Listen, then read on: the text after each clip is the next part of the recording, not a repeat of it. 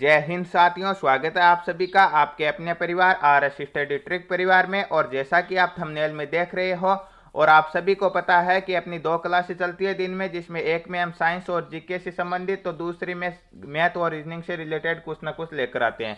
तो आज हम एक नई शुरुआत करने वाली है जिसमें आपके जीके और साइंस की ये क्लास है, उसमें पूरे 30 मोस्ट इंपॉर्टेंट क्वेश्चन करेंगे, जिनमें से 15 जीके के और 15 साइंस के होंगे और आपके पूर्णतः सेना भर्ती परीक्षा के पैटर्न पर आधारित होने वाले हैं।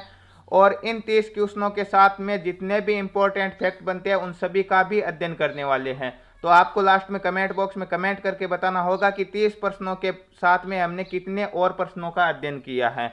इसके अलावा आप इन 30 में से 20 प्लस का टारगेट रखोगे और लास्ट में कमेंट बॉक्स में कमेंट करके भी बताओगे कि 30 में से कितने सही कर पाए। तो करते हैं शुरुआत से पहले यदि आपने चैनल को सब्सक्राइब नहीं किया है तो सब्सक्राइब जरूर कर लीजिए और नोटिफिकेशन बेल को भी ऑन कर लीजिए ताकि आने वाली वीडियो की पल पल की अपडेट आप तक पहुंचती रहे।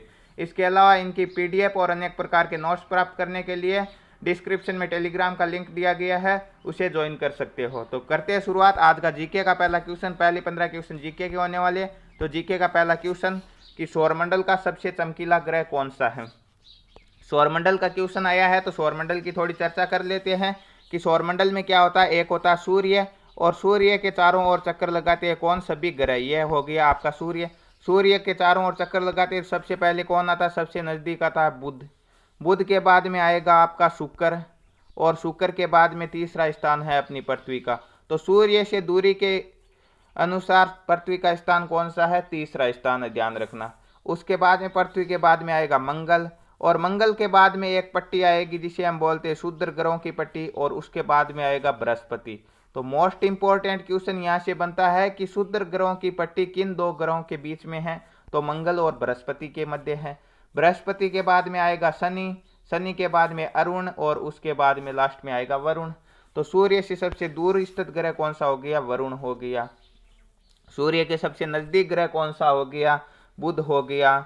तो सबसे गर्म ग्रह कौन सा होगा, जो नजदीक होगा, परंतु बुध की अपेक्षा शुक्र ज्यादा गर्म है, क्योंकि शुक्र बुध की अपेक्षा बड़ा है इसीलिए शुक्र ज्यादा गर्म है।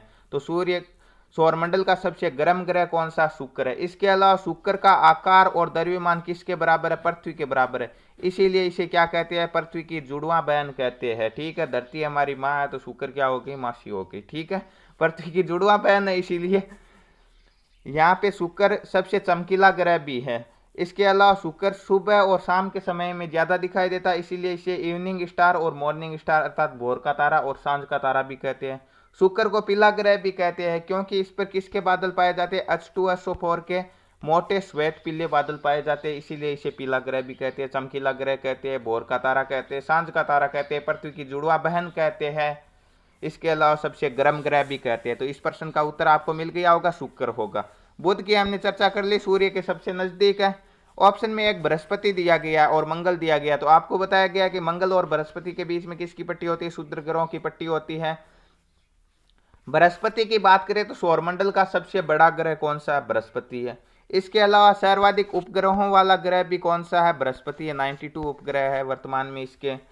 इसके अलावा इसका एक उपग्रह है गैनीमीड, जो सौरमंडल का सबसे बड़ा उपग्रह भी है। तो मंगल की भी बात कर लेते हैं थोड़ी।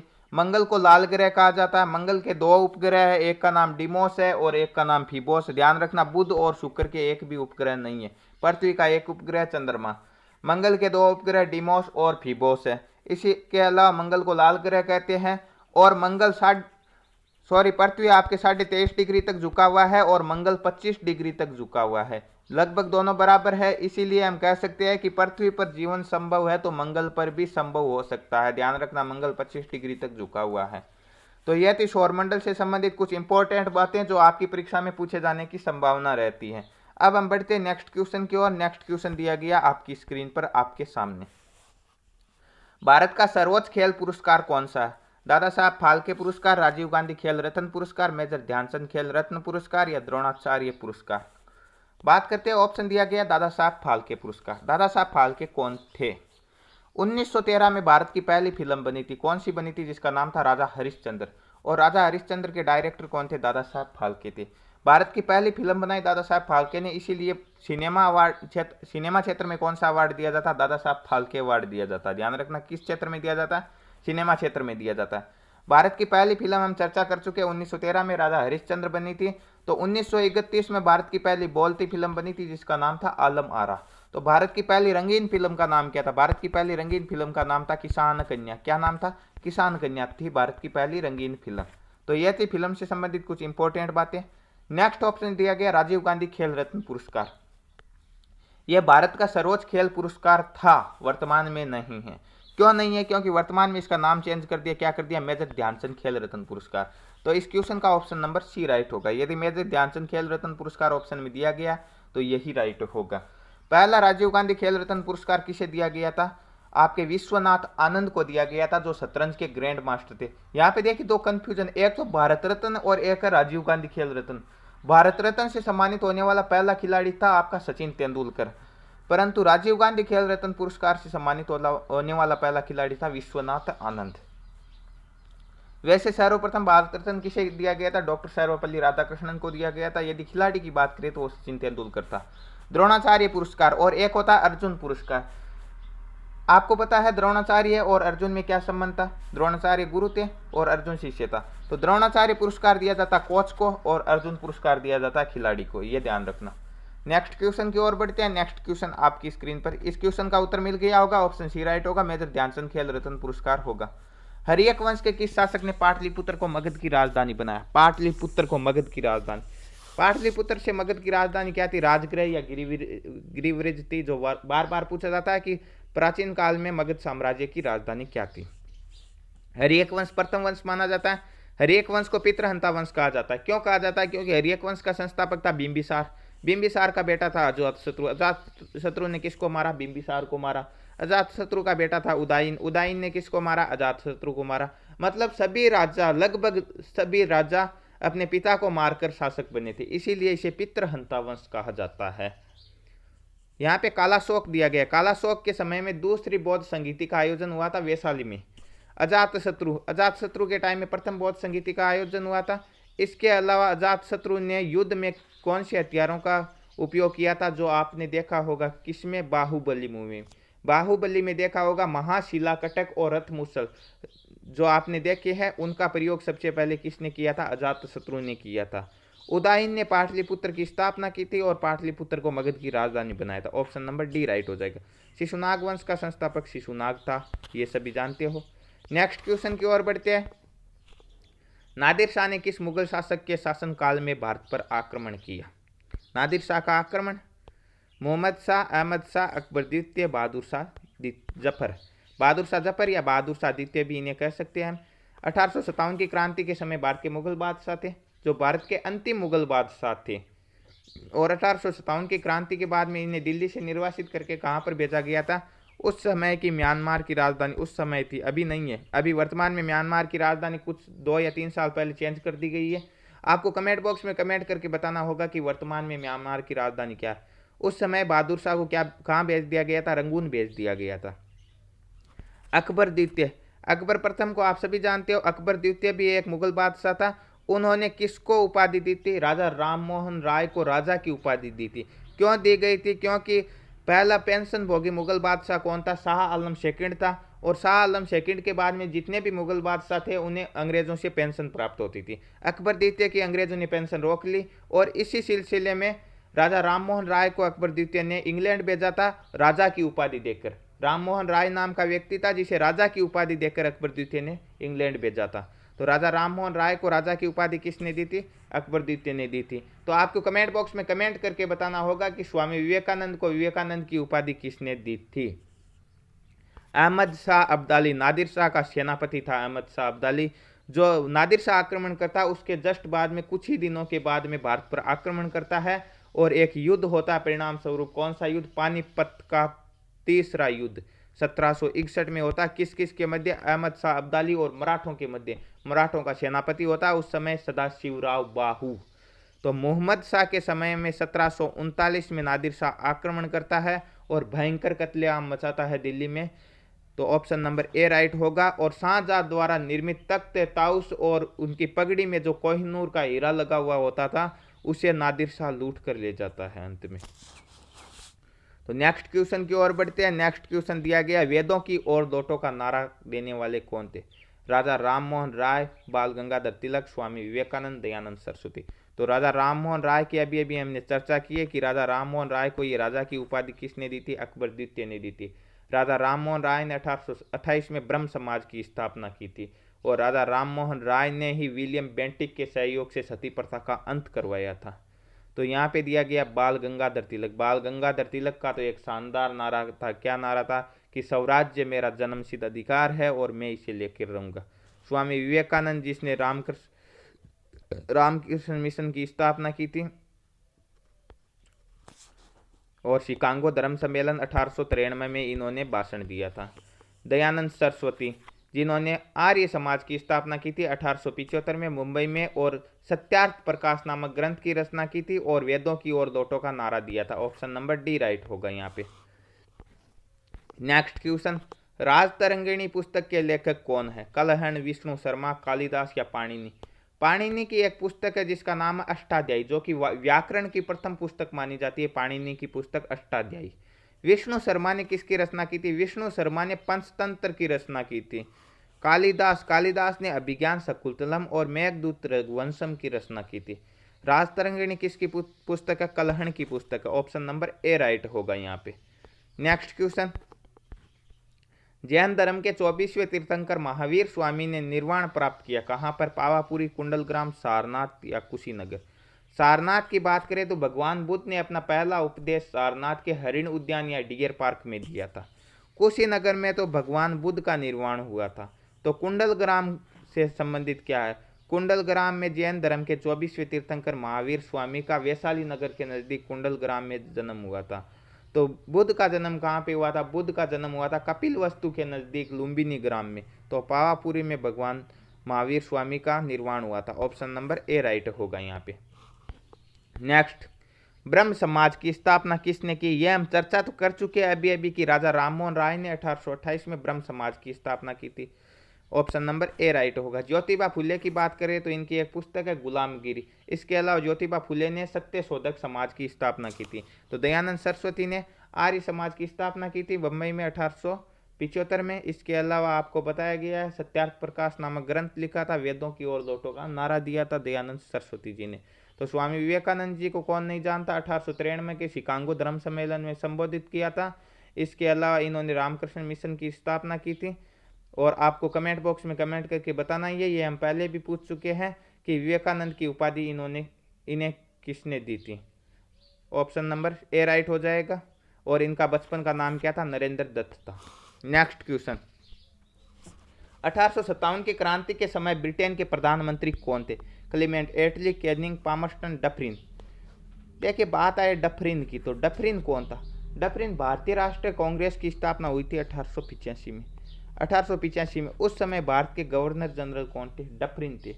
तो कैनिंग की बात आए तो कैनिंग भारत का गवर्नर जनरल था कब? 1857 की क्रांति के समय। और 1857 में इसी पद को गवर्नर जनरल को वॉइसराय में तब्दील कर दिया गया था।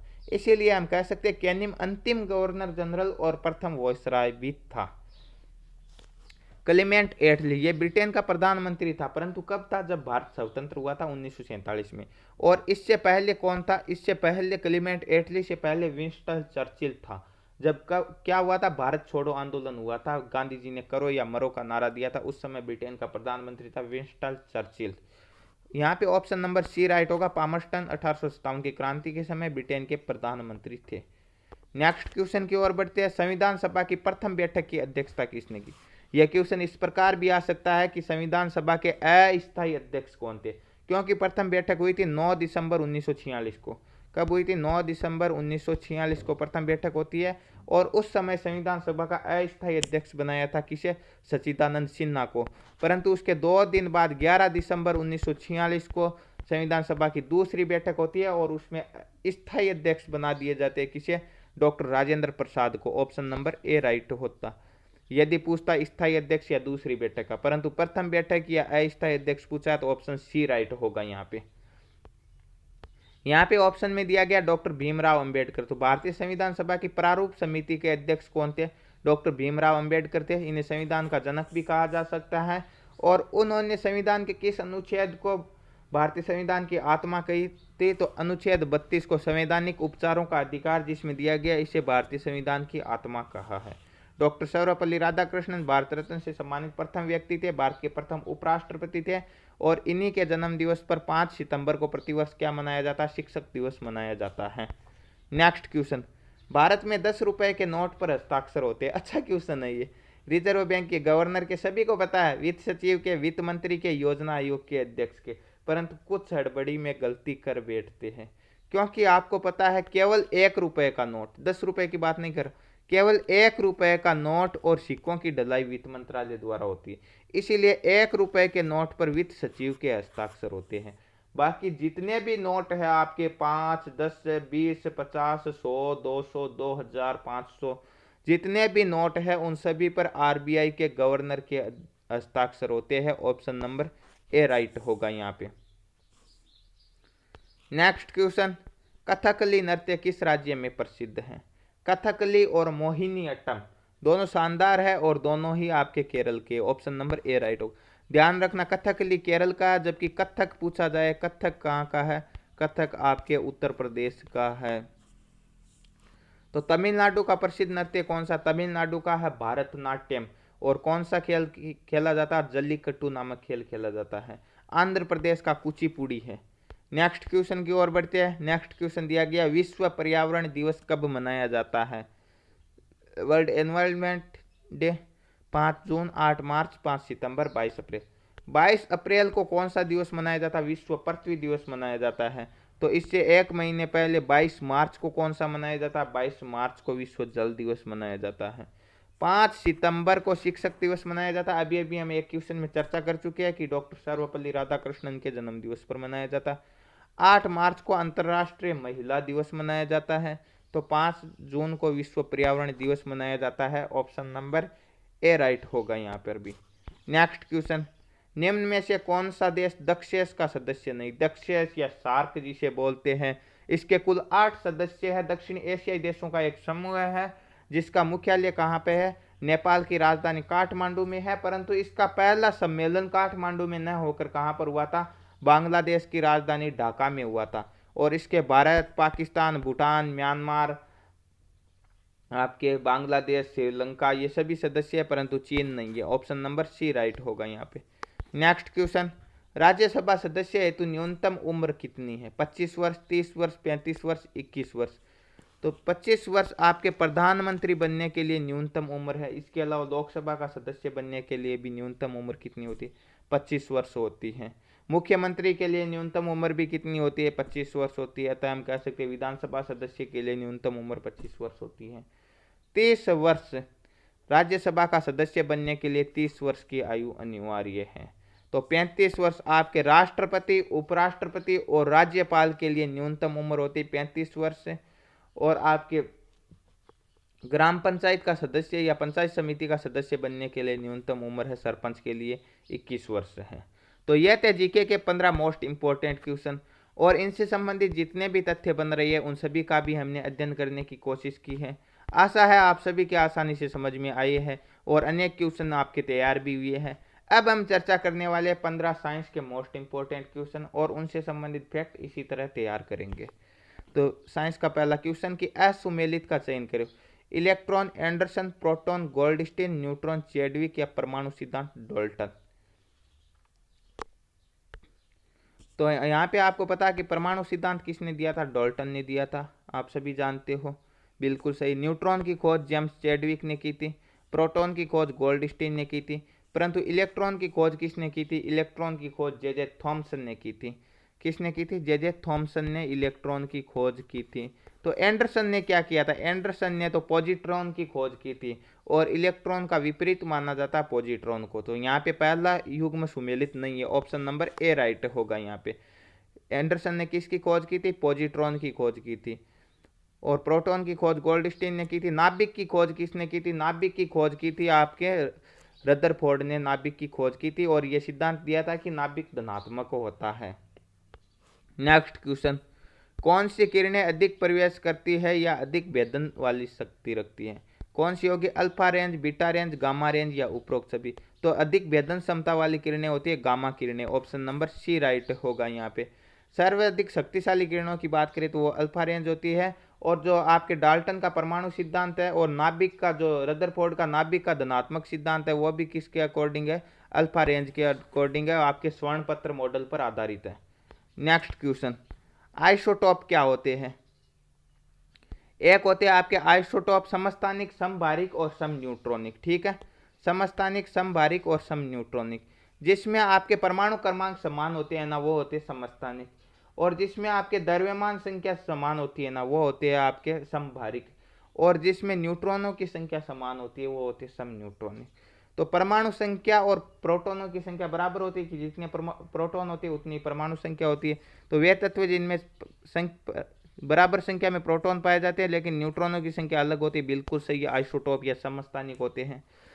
वह तत्व जिसमें बराबर संख्या में न्यूट्रॉन होते हैं किंतु प्रोटॉन भिन्न होते हैं, ये क्या होते हैं? ये सम न्यूट्रॉनिक होते हैं, न्यूट्रॉन बराबर होते हैं। तो वह तत्व जिसमें समान संख्या में प्रोटॉन और न्यूट्रॉन पाया जाता है, ये भी नहीं हो। वह तत्व जिसमें समान संख्या में प्रोटॉन, न्यूट्रॉन और इलेक्ट्रॉन पाए जाते हैं, ये भी नहीं होगा। तो यहाँ पे ऑप्शन नंबर ए राइट होगा। और जिसमें द्रव्यमान संख्या बराबर होती है वो कौन से हो जाएंगे? वो समभारिक हो जाएंगे। नेक्स्ट क्वेश्चन, आवृत्ति का मात्रक क्या होता है? हर्ट्ज, एम्पियर, ओम, पास्कल। पास्कल आपको पता दाब का मात्रक होता है, ओम प्रतिरोध का मात्रक होता है, एम्पियर धारा का मात्रक होता है। तो आवृत्ति का मात्रक क्या हो जाएगा? हर्ट्ज हो जाएगा।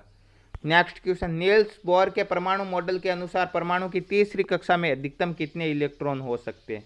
2, 8, 32 या 18? तो नील बोर्स के परमाणु मॉडल के अनुसार परमाणुओं की अधिकतम संख्या कितनी हो सकती है? इसका एक फॉर्मूला दिया है इसने, 2n²। n क्या हो जाएगी? कक्षाओं की संख्या। जैसे पहली कक्षा है तो 2 × 1 का स्क्वायर, और 1 का स्क्वायर कितना हो जाएगा? 1। तो पहली कक्षा में अधिकतम कितने इलेक्ट्रॉन होंगे? 2 इलेक्ट्रॉन होंगे। दूसरी कक्षा हो जाएगी 2 × 2 का स्क्वायर कितना हो जाएगा? 4। तो 4 दूनी 8, दूसरी कक्षा में अधिकतम 8 इलेक्ट्रॉन होगा। तीसरी कक्षा की बात करें तो 2 × 3 का स्क्वायर कितना होता है? 9। तो 9 दूनी 18 हो जाएगी तीसरी कक्षा में। चौथी कक्षा की बात करें तो 2 × 4 का स्क्वायर 16, तो 32 हो जाएंगे। और इसे इन्होंने क्या नाम दिया था? KLMN। पहली कक्षा K हो जाएगी, दूसरी L, तीसरी M और चौथी N। इसी प्रकार तीसरी कक्षा की बात करें या कक्षा M की बात करें तो कितने इलेक्ट्रॉन होने चाहिए? 2 × 9, 3 का स्क्वायर 9 हो जाएगा, तो 18 होने चाहिए। तीसरी का पूछा, ऑप्शन नंबर डी में 18, तो ऑप्शन नंबर डी इसका राइट आंसर होगा। नेक्स्ट क्वेश्चन, प्रकाश की अधिकतम चाल किसमें होती है? जल में, धातु में, निर्वात में या इनमें से? धातुओं में ध्वनि की चाल अधिकतम होती है, क्योंकि ध्वनि की चाल सबसे ज्यादा किसमें होती है? ठोस में होती है, और धातुएं ठोस होती है, आपको पता है। प्रकाश की चाल अधिकतम निर्वात या वैक्यूम में होती है। ऑप्शन नंबर सी राइट होगा यहाँ पे। सिरके में कौन सा अम्ल पाया जाता है? एसिटिक अम्ल, फॉर्मिक अम्ल, सिट्रिक अम्ल या ऑक्जेलिक अम्ल? ऑक्जेलिक अम्ल किस में पाया जाता है?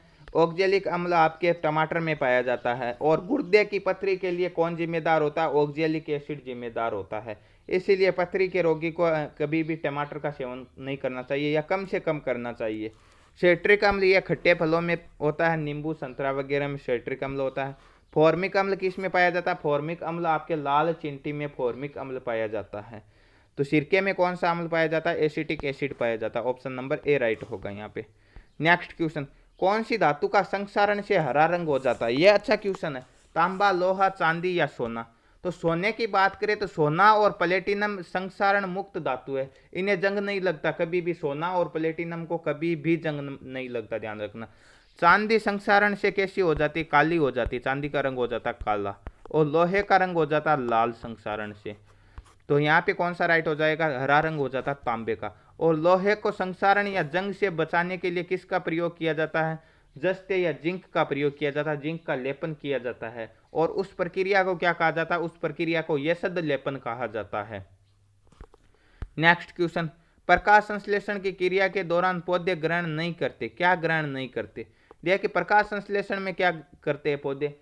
पौधे आपको पता है कि कार्बन डाइऑक्साइड लेते हैं और ऑक्सीजन हमें देते हैं। तो कार्बन डाइऑक्साइड ग्रहण करते हैं, जल भी ग्रहण करते हैं, सूर्य का प्रकाश तो लेते हैं, सूर्य के प्रकाश के बिना प्रकाश संश्लेषण की क्रिया नहीं होती है। तो ऑक्सीजन डी राइट हो जाएगा, ऑक्सीजन छोड़ते हैं, ग्रहण नहीं करते। और ये आपका फॉर्मूला क्या बनेगा? प्रकाश संश्लेषण का फॉर्मूला बनेगा आपका, एक पौधे क्या लेते हैं? एक तो लेते हैं कार्बन डाइऑक्साइड, इसके अलावा लेंगे जल H2O लेंगे, और ये किस में होगी, ये सूर्य के प्रकाश में होगी। ठीक है, सूर्य के प्रकाश में होने वाली है। और क्या देते हैं हमें, एक तो ग्लूकोज देता है। क्या ग्लूकोज का सूत्र क्या होता है, C6H12 है O6, ये हो जाएगा ग्लूकोज का सूत्र। इसके अलावा देता है ऑक्सीजन। अब ये आपका समीकरण संतुलित नहीं है, क्योंकि यहाँ पे कार्बन के कितने 6 है, यहाँ पे 1 है, तो यहाँ पर भी 6 कर दिया। तो ऑक्सीजन के कितने होगी, यहाँ पे 6 दूने 12 होगी। तो ऑक्सीजन के यहाँ पे कितने 6 है, तो यहाँ पे कितने हो जाएंगे 6, तो यहाँ पर भी हम कर देंगे 6, तो 6 दूने 12 हो गई। यहाँ पे 6 और एक्स्ट्रा रह गया, तो यहाँ पर भी 6 लगा देंगे। या हाइड्रोजन के 12 हो गए और ऑक्सीजन के, क्योंकि समीकरण संतुलित करना आपको आना चाहिए। तो इस प्रकार ये समीकरण संतुलित होता है और ये ग्लूकोज और हमें ऑक्सीजन देते हैं, तो ऑक्सीजन ग्रहण नहीं करता। यह समीकरण आपको आना अनिवार्य है। एक बार फिर से देख लो कि पौधे क्या करते हैं, प्रकाश संश्लेषण के दौरान आपके कार्बन डाइऑक्साइड लेते हैं, इसके अलावा लेते हैं, क्या लेते हैं, एक मिनट, कार्बन डाइऑक्साइड लेते हैं, इसके अलावा आपके लेते हैं जल, ये आपको पता है। और क्या देते हैं हमें सूर्य के प्रकाश के माध्यम से, हमें देते हैं ग्लूकोज C6H12 और O6, ये हो जाएगा ग्लूकोज। और एक देते हैं हमें ऑक्सीजन, ये देते हैं। ठीक है, अब ये समीकरण संतुलित हो जाएगा। यहाँ पे हम 6 लगा देंगे, तो कार्बन के कितने हो जाएंगे, कार्बन के 6 हो गए, यहाँ पर भी कार्बन के 6 है। ऑक्सीजन के 6 दूने 12, तो यहाँ पर भी हम 6 दूने 12 कर देंगे। फिर ऑक्सीजन के ये 6 बचेंगे, यहाँ पे लगा देंगे 6 हो गए। और हाइड्रोजन के 12 है, तो 6 दूने 12 हो गए। अब ये समीकरण आपका संतुलित है। इस प्रकार आपको समीकरण संतुलित करना भी आना चाहिए और यह आपकी अभिक्रिया भी आनी चाहिए प्रकाश संश्लेषण की। आशा है आसानी से आपके समझ में आ गई है। नेक्स्ट क्वेश्चन की ओर बढ़ते हैं। नेक्स्ट क्वेश्चन दिया गया, सबसे हल्की धातु कौन सी है, ओस्मियम, लिथियम, पारा या ब्रोमीन। तो ओस्मियम की बात करें तो सबसे भारी धातु है ओस्मियम आपकी। सबसे हल्की धातु कौन सी है, लिथियम है, ऑप्शन नंबर बी राइट होगा यहाँ पे। पारा क्या होती है, कमरे के ताप पर एकमात्र द्रव धातु कौन सी होती है, पारा होती है। तो कमरे के ताप पर द्रव अधातु कौन सी है, तो वो ब्रोमीन है, ध्यान रखना। इतने दिन आपने पारा पढ़ा था, मगर आज ब्रोमीन भी पढ़ लीजिए कि द्रव अधातु कौन सी है, ब्रोमीन है। नेक्स्ट क्वेश्चन, प्रयोगशाला में संश्लेषित प्रथम कार्बनिक पदार्थ कौन सा, हीरा, ग्रेफाइट, मस्टर्ड गैस या यूरिया।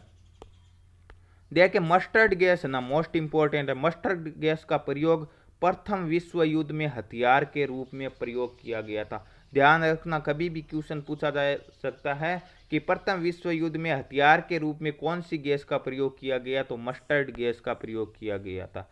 हीरा प्रकृति का सबसे कठोर पदार्थ है, कार्बन का अपर रूप है और कांच को काटने में इसका प्रयोग किया जाता है। तो ग्रेफाइट का प्रयोग, ग्रेफाइट और भारी जल जिसे हम D2O बोलते हैं, ड्यूटेरियम ऑक्साइड का प्रयोग किस में किया जाता है, नाभिकीय भट्टी में मंदक के रूप में प्रयोग किया जाता है। तो 1828 में वोहलर ने, 1828 में किसने, वोहलर